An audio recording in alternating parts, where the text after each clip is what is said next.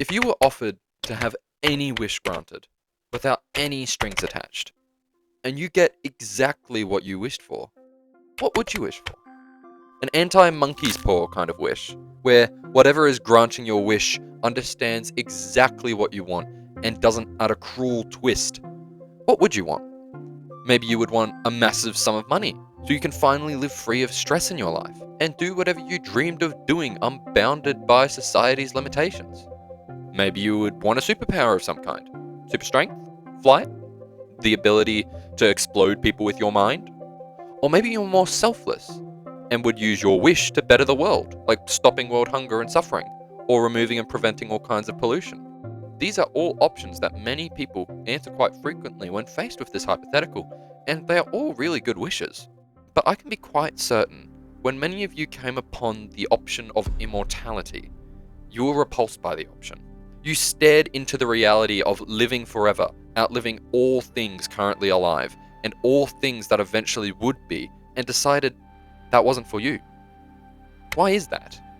Immortality is a great thing, clearly. People have been chasing it for millennia, from ancient Chinese emperors to mythical creatures. And why wouldn't you want it? Many people are afraid of death and do everything to stave off its slow and insidious approach. And remember, the wish granter here is granting exactly what you envision. So no immortality where your body slowly decays until you are reduced to a smouldering heap of living flesh. This is true immortality, where nothing can or ever will hurt you. So why did you still refuse this gift that many before you have chased their entire lives? Well, I can't say for certain for everybody's individual reason for not choosing this, but one massive element is that you are scared of being alive forever. Forever, forever. Where you would witness not just the death of humanity, but the death of our sun, the decay of the black holes that remain, and eventually the ripping apart of the universe by dark matter and gravity. This reality of living for an immeasurably long time terrifies us. Apeirophobia. That's the name of the fear you feel. The fear of infinity. Cold, unending infinity. And funnily enough, immortality is also a way for people to escape from infinity. Because when we die, we stay dead permanently, with no chance of revival. So, ironically, we don't want immortality because we are scared of the reality of living forever. But we also don't want it because we don't want to stay dead. And since it is something we all have to face, apeirophobia and infinity is constantly talked about throughout human history. From the ancient Egyptian god He to the mathematical construct, it is always rearing its head in most of our lives. And we may not be scared specifically of the concept of infinity, but we are most definitely scared of its other incarnations. So I want to explore why infinity is so often talked about, and why it is feared. But first, let's look at the history of infinity, because there is a lot to get through before the fear of infinity becomes a real, tangible thing. Like most of our stories, ours begins with the ancient Greeks, with the archaic Greek philosopher Anaximander, who was the first person to write down the concept of infinity as a peiron. Immortality existed before this in the stories of gods and other religions, but Anaximander's work is usually credited as being the first about infinity. Anaximander isn't as well known as most Greek philosophers or mathematicians, and most of his work is lost to history. But what we do know of him is that he was the first person to use the concept of infinity in philosophy. He believed that all things came from a peiron, like the elements fire, earth, water, air, and created the opposites like hot and cold, which created the world. Specifically, a peiron is an unspecified substance, which all substances emerge from. And when they were destroyed, they would return to a peiron. It's also where we get the word for apeirophobia, where a means without, and peiron means boundary in ancient Greek. It was a very interesting concept for its time, because instead of the world being created by the gods or titans, the world was created from the infinite elements spawned from a peiron. Expanding on his interpretation of infinity, he believed that the Earth floated at the center of an infinite void, unsupported by anything. This helped start the idea that the Earth is not the center of everything, and that things can exist outside the Earth, orbiting around it in new ways. Moving on from Anaximander, we come to Zeno of Elea, who is credited with being one of the first people to apply infinity to the physical world in his quite famous thought experiment. You've probably seen this experiment and its implications before, most notably with Satoru Gojo's ability. Of course, it is the story of Achilles and the tortoise. In the experiment, Achilles is tasked with catching up to a tortoise, which is arbitrarily far away. Let's say it is 100 meters. So to catch up to the tortoise, Achilles first has to reach where the tortoise originally was. But when he gets there, the tortoise has moved a little bit forward, around 50 meters, so half the distance Achilles traveled. So Achilles now has to reach the new point. But when he gets there, the tortoise has moved just a little bit further again, so Achilles has to reach another point. With this, Zeno argues going on for an infinite amount of time. So Achilles will never truly reach the tortoise, because it will always have moved a slight bit further. Zeno made this paradoxical experiment in support of Parmenides' idea of monism, which is the belief that everything goes back to a source that is distinct from them. Parmenides argued that reality is static and unchanging, where movement and change are illusions created by the senses. I don't get it either. But Zeno used his experiment to show that the concept of motion leads to logical contradictions. Now, obviously Achilles can't catch up to the tortoise, this much is clear. It's Achilles, the legendary warrior of the Trojan War. But even if it wasn't Achilles, and the person chasing the tortoise could only do the steps in the previous section, they would still be able to catch up to the tortoise. There are many ways to explain this, but I'm going to use geometric series as my example. So let's say that Achilles is 1 meter away from the tortoise, and the tortoise moves another half distance from Achilles. So after Achilles moves 1 meter forward to where the tortoise used to be, his next step has to be half a meter, and then 1/4 of a meter, and so on and so forth. People with keen eyes will notice that we are converging on a finite number, as the sum of these infinite terms adds to a finite term after a finite amount of time. We can use this equation for calculating the convergent sum of a reducing geometric series, with S being our finite sum, A being our starting value, in this case 1, and R being the growth rate, which in our case is 1/2. R can really be any number, so long as it is between -1 and 1, because we only care about the magnitude of the number, rather than its sign. So, plugging in our numbers, we get 2 meters. So after running for 2 meters, Achilles will finally catch up to the tortoise. But why would Achilles, after taking an infinite amount of steps, result in a finite sum? How do we get a finite number from infinity? Well, it all has to do with the growth rate R. Let's look at an example where R isn't less than 1. Let's say that R is 2, for example. Well, this means that the tortoise, every time it moves, it is moving double the amount it moved before. So after 1 meter, it moves 2 meters, then 3, then 4, and so on. So plugging this into another equation, this one shows the sum for each succeeding number, with A being the starting number and R being the growth rate, and adding in our increased growth rate, we can quickly see that it is going to explode off to infinity. So in this example, Achilles never reaches the tortoise, because he would have to travel an infinite distance before reaching it. So in one example, Achilles will catch up, because the tortoise is constantly going slower, and in the other, Achilles won't, because it is constantly going faster. Because in the finite example, the numbers are decreasing at a consistent rate, so they can never exceed the number 2. While in the other example, they are increasing at an increasing rate, meaning they will eventually explode to infinity. That's why R is so important in this equation, and why it allows for Achilles to catch up to the tortoise. Though I do need to point out that even though he will catch up after traveling for only 2 meters, he will have to take an infinite amount of time to get there, sort of like how with Gabriel's horn, where there is an infinite surface area, but only a finite volume. I'm tired of all this math. Don't worry, it'll come back. We're just going to take a break from it. So let's now look at more literary and mythical interpretations of infinity, the more conceptual ideas. I will also now begin to shamelessly rip off overly sarcastic productions. Please don't kill me. So let's start off with possibly one of the oldest civilizations, ancient Egypt. Specifically, we need to look at the Ogdod, the 8 primordial gods responsible for creation worshipped in the city of Hermopolis.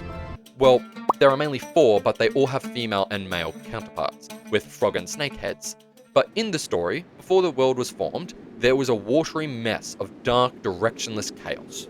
These 8 gods lived in this chaos, and by churning the waters of this chaos, they allowed for the creation of the world.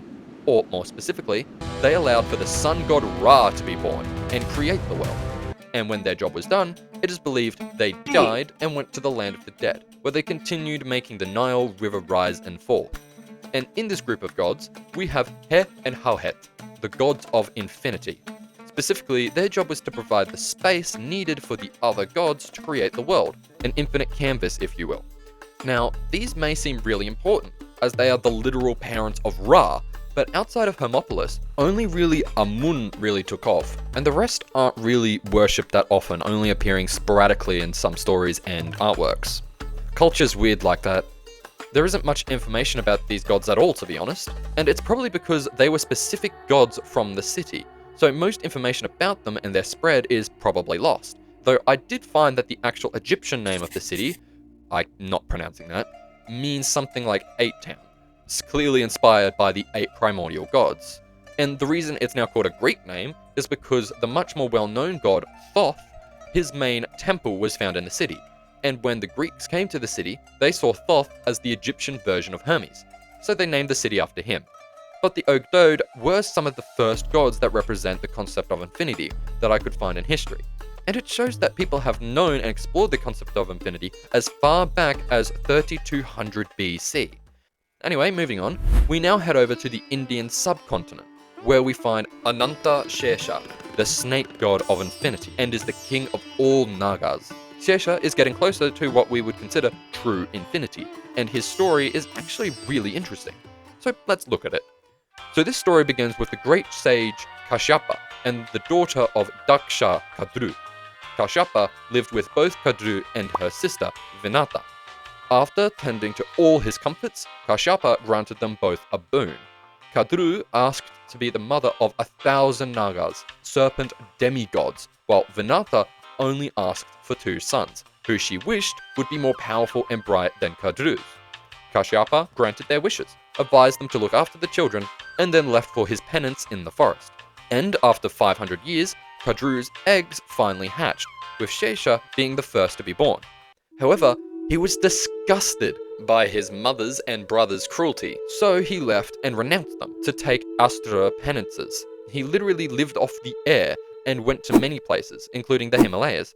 He penanced so hard that his skin, muscles, and flesh dried up and merged with his frame. Metal. In fact, he penanced so incredibly hard that Brahma, creator of the universe and one of the 3 deities from the Trimurti, said that Shesha could request a boon. Shesha requested something simple, the power to keep his mind under control so he could continue with ascetic penances. And Brahma gladly accepted. Then Brahma requested a favor of Shesha. They asked for Shesha to go beneath the earth, which wasn't very stable at the time, and support it with his 1,000 heads. He agreed, went to the underworld to carry the world on his heads, with him still being there today. So this is a cool as story and all, but right now, Shesha is not Ananta Shesha, where he becomes the infinite one. Shesha still means the remainer, the one who would remain after and between cosmic cycles, but Anta Shesha is where he becomes the truly infinite one. And he only becomes Anta Shesha after Vishnu, another one of the Trimitri, accepts him as his bed, allowing him to represent the infinity of existence. It is said that when Shesha uncoils, time flows forward and creation occurs, and when he coils back up, the universe stops existing. So, Shesha is the Hindu god of infinity, but unlike the Ogdode, Shesha was and is still worshipped throughout Hinduism, being prayed to for mental peace and stability. And as cool as Shesha is, he's definitely not the most famous god of infinity, stability, and endless cycles. That would be Ouroboros. Ouroboros is a symbol of infinite cycles and death and rebirth. It was first used in ancient Egyptian funerary texts, then being transported to Greek alchemic texts as a symbol of how all things are connected. Now, Ouroboros isn't really its own god, it's more like the symbol of infinite cycles, where the head bites the tail. And the really funny thing is that this symbol appears everywhere, from indigenous tribes of South America believing the world is encircled by a giant anaconda biting its own tail, to the biblical Leviathan from the Hebrew Bible, which encircles the world with its tail and its mouth, and then the most famous example, Jormungandr, the world serpent, a son of Loki. He lives in the ocean surrounding Midgard, being so large he encircles it, biting his own tail.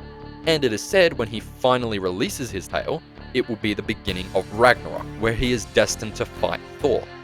So, as we have traveled through these different religions, most of the gods that represent infinity are more so the representation of infinite cycles of death and rebirth, where all that goes around comes around. And that is probably why the Ouroboros symbol is so common. It is a very simple symbol that represents all is the same, and all comes from everything, and returns to everything, which, going back to Anaximander, is exactly the concept of a Pyrrhon. So Ouroboros is a very common symbol appearing even in anime, but do you know what is a more common symbol for infinity and infinite cycles than Ouroboros? Or maybe why Ouroboros as a symbol is so widespread? It's been here the entire time and you have probably noticed it by now, and it's not because I'm Australian, but it's snakes. Every single god I have mentioned has been connected to snakes in some way. Halhet has a cobra-shaped head. Shesha is a giant serpent with 1,000 heads. Ouroboros is a snake that bites its own tail. Why is everything snakes? What do they have to do with infinity? Well, I can't say for certain, but it is probably because of a snake's own life cycle. Snakes, as we know, shed their own skin, starting fresh and new, which connects them to how they are depicted as beings that last through endless cycles. They are literally rebirthing themselves. Then some places and cultures observed how some snakes would eat their own tails, which scientifically is because the snake is just stressed out and confused. But this practice of eating one's tail only really happens with snakes in captivity, so of course this symbol of infinity would become commonplace. And I think this is one of the sources for our fear of infinity, or why snakes are depicted as entities of infinity. Like I said before, death is a form of infinity, and is something we strive to avoid, and snakes are special in their ability to kill anybody quickly and efficiency with their venom. So when these religions saw a creature that could rebirth itself, create a symbol for infinity, and be perceived as like a bringer of death, of course they would be associated with infinity. Okay, remember when I said we would come back to math? Now is that time. And this math is going to get a lot harder. So, one question you may have asked yourself is, where does the infinity symbol come from? The figure 8, the one used throughout modern mathematics. The first time it was used in mathematics was by the English mathematician John Wallis in 1655 in his text, De Sectionibus Conscius. He was talking about an infinitesimally small point of an infinite set, using the figure 8 to denote this infinity. It is believed to use the symbol because it is related to the Roman number for 1,000, which sort of looks like the infinity symbol.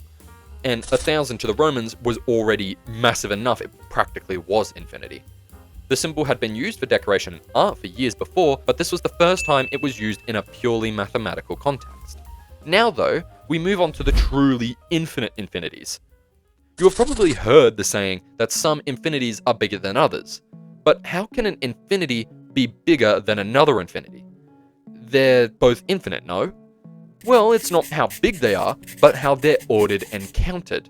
To look into this, we need to meet the Russian mathematician Georg Cantor and his idea of set theory. Set theory discusses and studies the interactions of sets. A set, in simple terms, is a group of things. So the set of every iPhone is a set, as well as all the things you ate this year. These are all sets. Now, sets though are mainly used in terms of sets of numbers, mainly sets like the natural, real, and complex numbers. And Cantor, in his first paper, proved that the set of all natural numbers was smaller than the set of real numbers between 0 and 1. And this seems ridiculous, because, like I said before, shouldn't all infinities be the same size? And that was the sentiment of the Mathematics Society at the time. Leopold Kronecker said that Cantor's work was a corrupter of the youth. However, his work was eventually accepted by the wider mathematics community.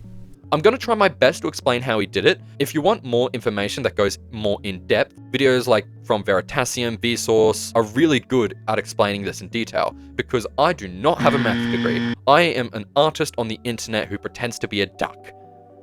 But anyway, when counting numbers in a set, they can be something called well-ordered. This is where a set of numbers has a defined smallest amount. So for the set of natural numbers, that would be 0, because there are no negatives in the naturals. Okay then, but can we well order the set of integers, positive and negative? You'd initially think you can't, because both negative and positive extend away from 0 for an infinite distance. But that's the key point. If we change how we order the numbers from definitive size to their distance away from 0, so the new order would go up from 0, 1, -1, 2, -2, 3, and so on, it is now well ordered. so 0 is still the smallest element in each of these sets.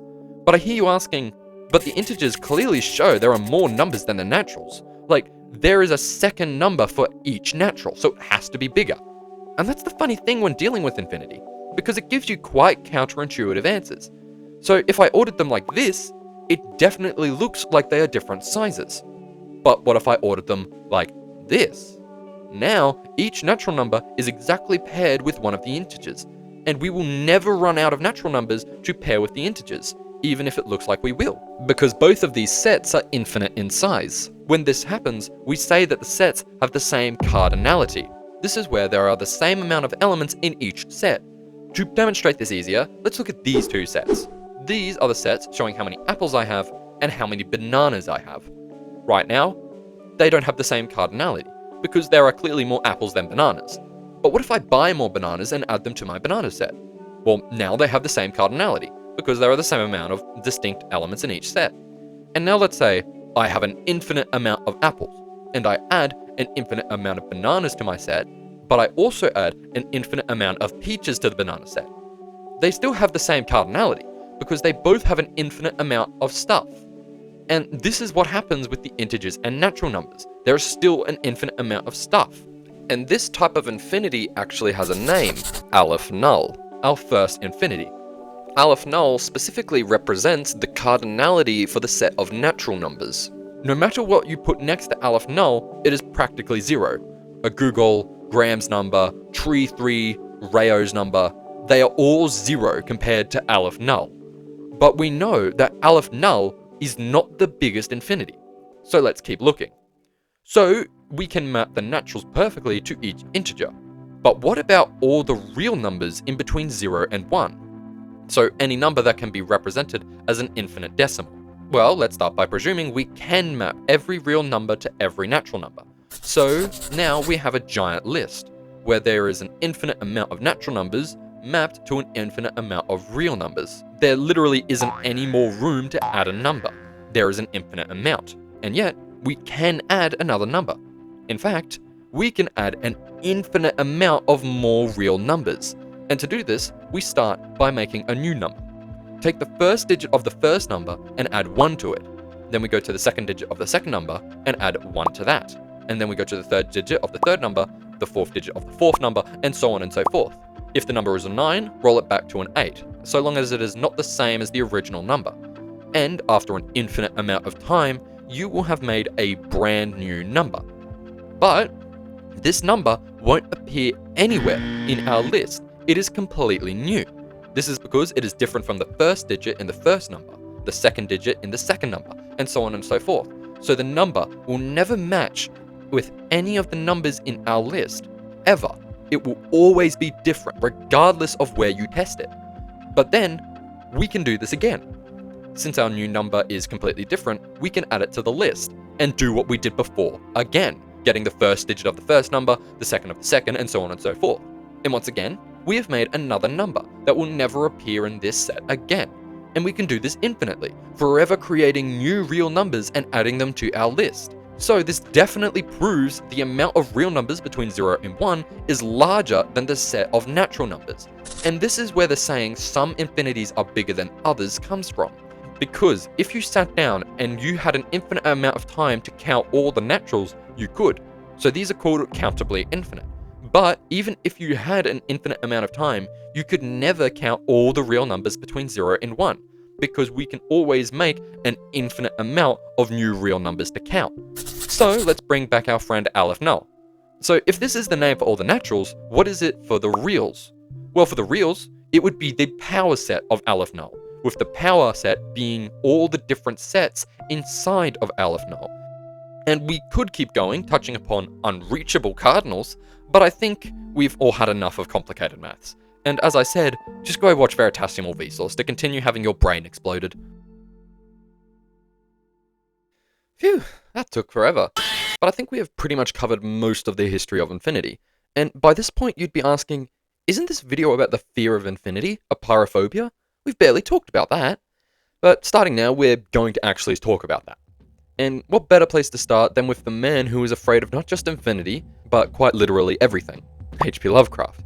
If you watched my previous video, you would know that I absolutely love Lovecraftian horror and how it makes you insignificant in the infinite expanse of the universe. Now, before we get into his stories, I do want to clear some stuff up about him that I've seen floating around, as I glossed over those details in my other video. And the first thing I need to say about this man is that he is very complicated. One misconception I actually saw was that he renounced his racist ideas in his later days. And this would be quite shocking, especially with the name of his cat. Specifically, I've seen people saying he felt completely remorseful for his racism. But this is not true, or not wholly true. Yes, in his later years in the 1930s, he did start renouncing and moving away from his more extreme racist ideas. He started to avoid offending some of his friends in his work, such as his Jewish wife and gay friend Samuel Loveman. And he renounced the actions of the Nazis and Ku Klux Klan. But saying he fully renounced these ways is just plain wrong. A more accurate way of saying what he did was he went from a KKK member to a general white supremacist. Still racist, but not completely radical. Another misconception was that he was a complete shut-in and didn't leave or travel or interact with anyone. But this is also clearly not true. While he did love and eventually move back to his hometown of Providence, he was actually quite outgoing and especially a really good friend. Now, to most Americans, saying he has been as far west as Cleveland or as far north as Quebec is not really far. I mean, as an Australian, that's barely anything. It's more than just staying in good old New England. He was also a very good and kind friend, with Loveman stating he was kind and sensitive, which is really weird to see from a man with such radical views. Like I said, he is a very complicated man and not just a shambling bag of terror. But we aren't here to discuss the racist tendencies of an early 1900s man, we're here to talk about infinity. So, in his stories, Lovecraft is constantly meddling with the concept of infinity, from the old ones to the size of the universe. And probably the most famous name associated with Lovecraftian horror, probably more famous than the name itself, is Cthulhu. Cthulhu is one of the great old ones, ridiculously powerful and old gods from places outside of the physical universe. In the Call of Cthulhu, it is said that Cthulhu resides in his sunken city of R'lyeh, located in the Pacific Ocean, the furthest point away from any large landmass. But I've already simplified where and what Cthulhu is. Sure, he is physically in the universe, but he can affect things and dreams in a place called the Dreamlands. This is sort of another layer of reality, another dimension, which is also infinite in size, which is only accessible from dreams, hence the name Dreamlands. This is a sort of mirror dimension where all the same planets and things are, but different races of weird Lovecraftian monsters like Zoogs and flesh head people. But Cthulhu also exists here. So, to put into perspective what this is like, Cthulhu is simultaneously in an infinite physical reality and a second infinite reality where he has complete control over both, practically. And it's not like he doesn't have any power in the real world. In the Call of Cthulhu, when the boat of sailors lands on the tip of R'lyeh, and they open the door to Cthulhu's dwelling, because why not open the giant black ominous door, he obviously bursts out from it. And the mere sight of this being kills 2 of them from fright, 3 from either falling into the cracks of the abyss or from Cthulhu himself, and 1 later dies from madness or shock. Only 1 of them survived, a very white Norwegian man, because of course he survived because he's a very good white man. Cthulhu, who is unable to practically do anything in reality and is in another dimension at the same time, is able to kill people from just the sheer sight of him. That's not to say he has a special power that instantly makes you insane or kills you. You're welcome, literary. What makes Cthulhu terrifying is that he is a minuscule glimpse into the infinite expanse that exists beyond reality.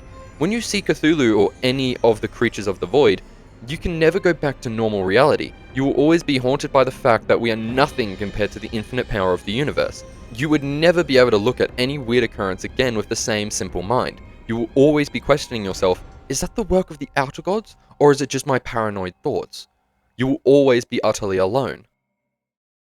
Another cosmic horror entity you're probably aware of is the King in Yellow, or his other name, Hastur. He's probably the most popular one at the current moment thanks to Wi-Fi's series on a world that shouldn't exist. And you probably have some semblance of an idea of what the King in Yellow is. He isn't actually a monster originally from Lovecraft's work though, and he isn't even from the book literally called The King in Yellow. He is originally from a book from Ambrose Bierce called Haysha the Shepherd, where he was just a benign god of shepherds. He was later repurposed by Robert W. Chambers into his collection of horror stories, collectively called The King in Yellow. And this is practically the primary source for all King in Yellow stories. The sign, the characterization, the yellow robes, most of his common motifs are from this book. And he takes multiple forms in the modern day. In some, he is an actual literal god who just happens to be dressed in yellow, like Lagarde in Fear and Hunger. and in some others, he is a more conceptual deity, something intangible, like Chambers' original story and in Wi-Fi's Minecraft ARG. And like most cosmic horror entities, he is often connected with infinity.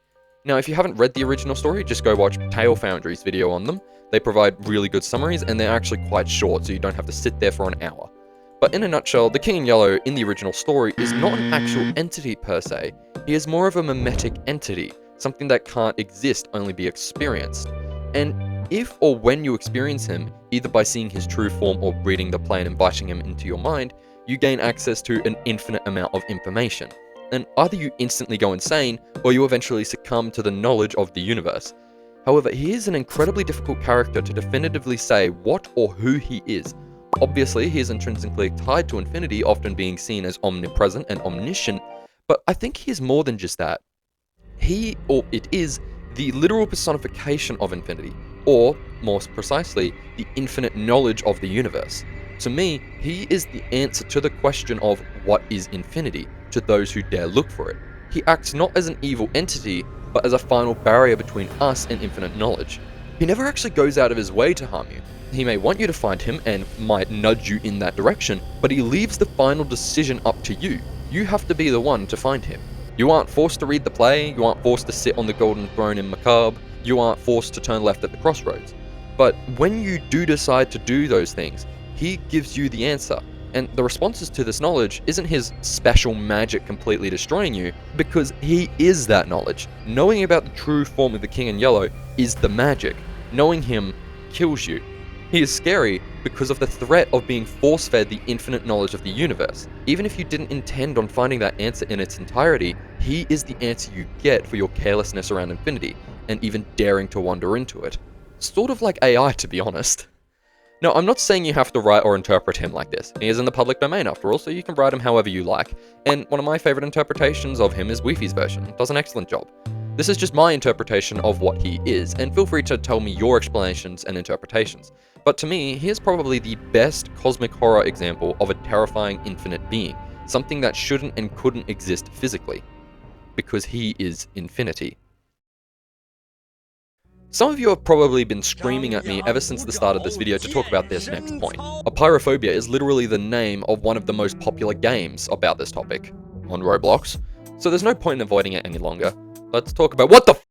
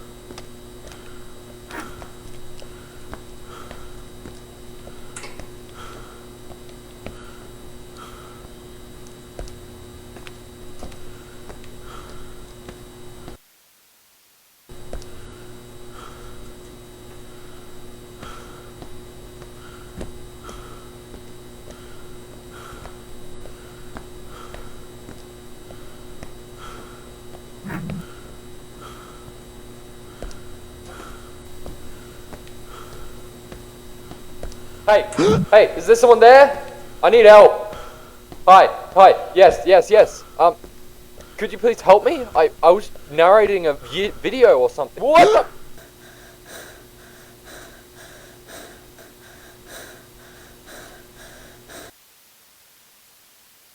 the? The Backrooms is without a doubt the modern incarnation of apeirophobia and infinity. A seemingly infinite collection of liminal spaces with no promise of an exit from this nightmare. You are just stuck, forever wandering the maddening mono-yellow carpets and the buzzing lights. It's scary. And what makes it so scary? What makes the infinite expanse of yellow terrifying to so many toddlers on the internet? Well, of course, it's the fear of the infinite rooms, you know, apeirophobia, but it's the fact that you are alone. There's nobody to help, save, or even talk with you here. You just have to wander the rooms by yourself, trying desperately to find an exit that doesn't exist. Loneliness is one of the most primal fears in humanity. In caveman times, being alone meant you'd get eaten or starve, so our ancestors evolved to viciously seek out human connection. And now in the modern world, we are seeing a new kind of loneliness. Not the one of being isolated, being physically trapped in nature without any help, but where even with all the people around us, we still feel alone. Young people feel lost in a world that has left us behind, one where we can't make any meaningful connections with anything. The Backrooms and the world feels like it's accelerating faster and faster, leaving us behind. And the Backrooms are a physical manifestation of this loneliness and fear. It's a place that has clearly been made by people, but it just feels wrong. This place shouldn't exist. It's a place that's a figment of our imaginations, as if it's manifesting from our memories. The Backrooms are clearly based on our collective nostalgia, but that's all it is, nostalgia. It weaponizes our own longing for better times, times where we had all the people in the world looking after us, times where we could make friends as easily as asking if they liked Pokemon, times where we didn't have to worry about the future being so bleak. But instead of offering the freedom of carelessness of a child, the freedom of a world free of terror, it is instead the manifestation of the loneliness we feel in the modern world. Even in a world where we are all surrounded by people everywhere, we still feel alone. And all the Backrooms have done is remove the people. It's just you. In a world that couldn't care less for you, even if there are clearly people before that built this place, but they have left you behind, just like how the modern world has left young people behind. And the liminal spaces further exemplifies this. You have probably asked yourself, why are the Backrooms made of liminal spaces? Couldn't it work with any infinite space? Just teleporting into an infinite forest would be pretty scary. Well, not really though. Liminal spaces are a place of transition, places that you move through, either metaphorically or literally. But in the modern context, liminal space has just become synonymous with anything that evokes uncanny feelings of nostalgia. These are places that we as people wish to return to, places that have a feeling of comfortability around them. But there's just something wrong.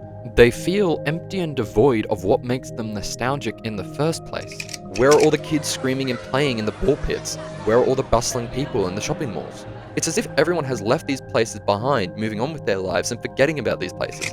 They no longer serve a purpose in our life. They no longer bring us joy, no longer bring us smiles. And all the Backrooms do is put us back in these forgotten places. Just how the world leaves young people behind and lonely, these liminal spaces suffer the same fate. And because we wish to return them, it's kind of like a cruel twist of joke where we are returning to what we wish to be, but not in the way we expect, just like how the modern world changes. But it's impossible to point to one version of this place and say that is the definitive version of the Backrooms. No version of the Backrooms is more real than the next one. They are all equally the same in realness. Some of them are much better written or crafted than others, and others are absolutely dog shit. But why? Why are the Backrooms so popular?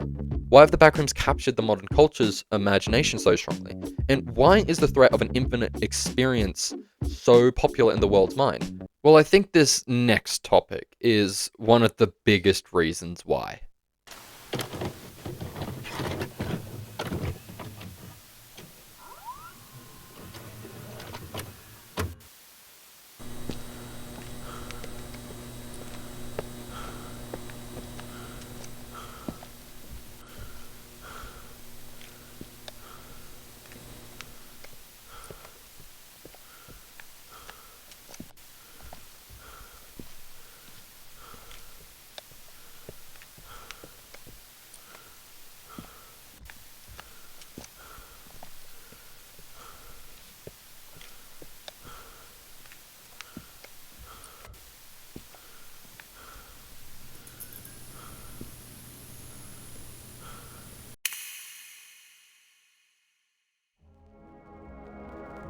It is because we don't want to experience a true infinity.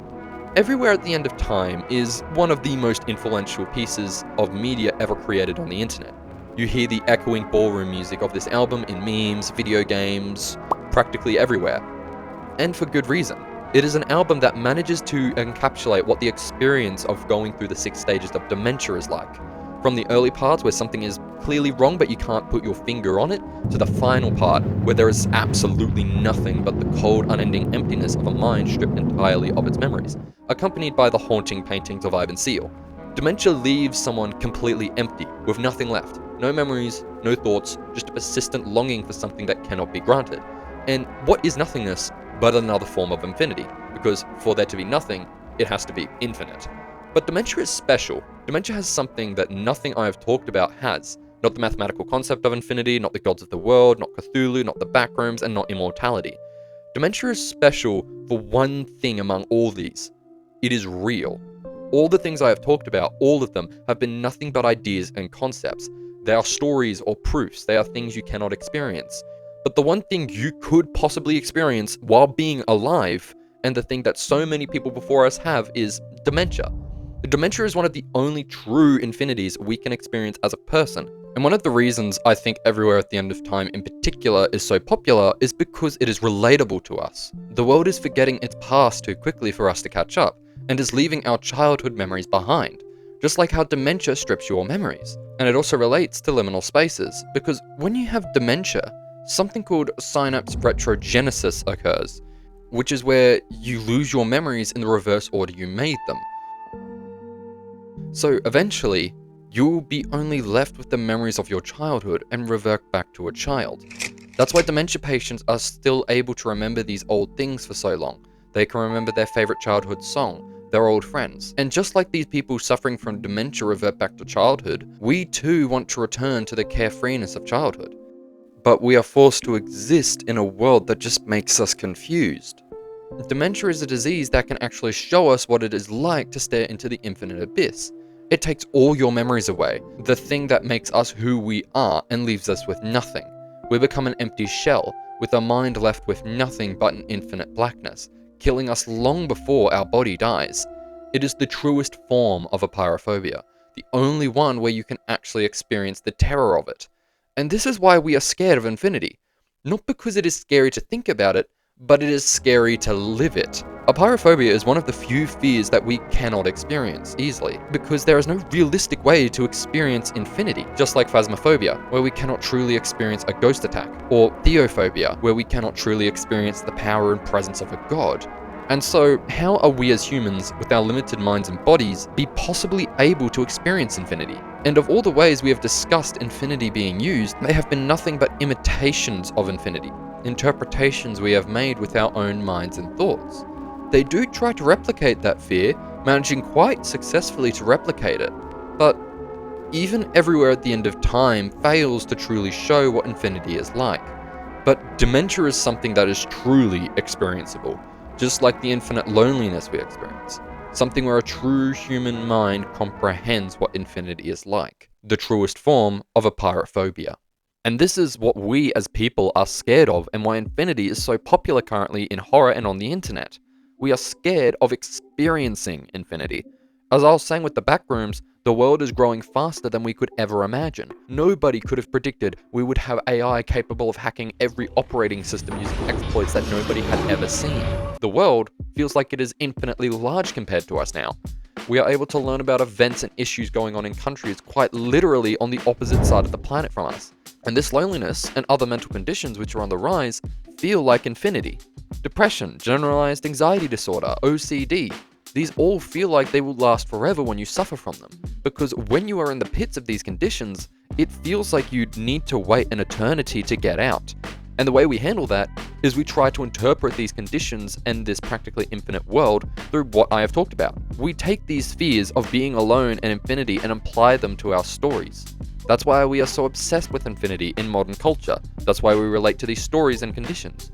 Not because we actually feel like we suffer from dementia or are actually going to get stuck in the backrooms, but because we feel as if we are already experiencing infinity with this world. And we definitely don't want to experience it. We don't want to experience this world of infinite size. So we tell ourselves these stories to try and cope. Now, infinity is quite scary, especially what I've talked about, and this image definitely doesn't help. The pale blue dot is probably one of the most famous photos in science, where Voyager turned around and took a photo of us. This dot, a small collection of pixels in the sun's rays, is us, Earth, in the infinite expanse of space, just floating by with nothing else around. I have made infinity out to be terrifying and interesting at the same time in this video, and as much as infinity scares us, it's best not to dwell on it. Like I said, it is something that cannot be experienced easily and is something most of us will never have to face. And all these concepts are just our own basic interpretations of it. And even these interpretations fall short of what true infinity is. But to put it like this, all of human history, all of it, every battle, every victory, every loss, every great leader and dictator, every person who has died and everyone who has born, Every person who has loved, every person who has cried, every person who has sat alone at night, every person who has jumped up and down with joy, was on that small piece of dust in space. Everything that is real to us is on that dot. So don't worry about all these scary ideas of infinity, of things beyond comprehension. And especially at this infinite world. If all we have to do is comprehend this dot, and even on that dot only comprehend a small portion of our life, there's no real reason to be afraid. It's best to make the biggest impact you can on that dot, and live out that existence to the fullest. Because in a world with infinite opportunities, you don't want to be the one consumed by it.